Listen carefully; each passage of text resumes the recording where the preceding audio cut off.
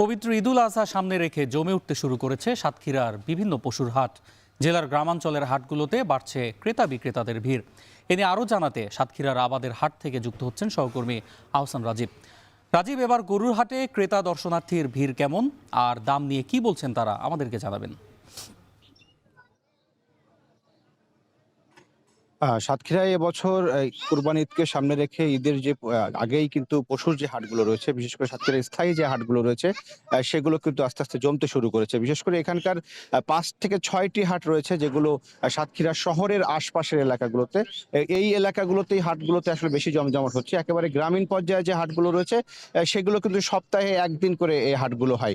তো আমি এখন যে হাটটিতে রয়েছি এটি সাতক্ষীরা সদরের আবাদের হাট এলাকা। এই হাটটি দুপুরের ১২টার পর থেকেই রাত পর্যন্ত চলে এবং এখানে কিন্তু আমরা সকাল থেকে এসে দেখেছি যেটি এখানে আস্তে আস্তে গরু যে ব্যাপারীরা তারা কিন্তু বিভিন্ন গ্রাম থেকে গরু নিয়ে আসছে, নাকি গ্রামের যারা সাধারণ একেবারে প্রান্তিক যারা চাষি রয়েছেন, যারা বাড়িতে যারা গরু লালন পালন করেন, তারাও কিন্তু গরু নিয়ে আমরা দেখেছি যে এই হাটটি আসতে শুরু করেছেন।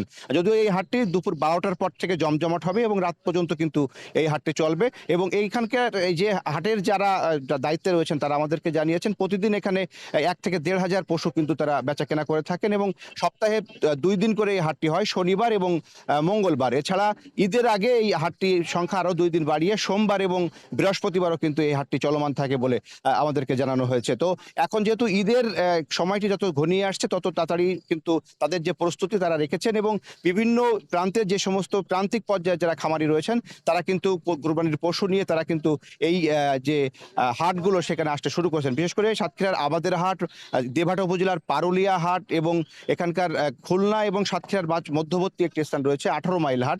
এই ৩টি হাট সবচেয়ে বেশি জমজমাট হয়ে থাকে এবং এই হাটগুলোতে প্রতিদিনই কিন্তু হাজার হাজার পশু কিন্তু ক্রয় বিক্রয় হয় বলে এখানকার যারা হাট সংশ্লিষ্ট ব্যবসায়ী রয়েছেন তারা আমাদেরকে এটি জানিয়েছেন। তো তারা বলছেন যে ঈদের আগে কিন্তু এই হাটগুলো আরো বেশি জমজমাট হবে এবং এখানে পশু কেনাবেচার সংখ্যাও বাড়বে।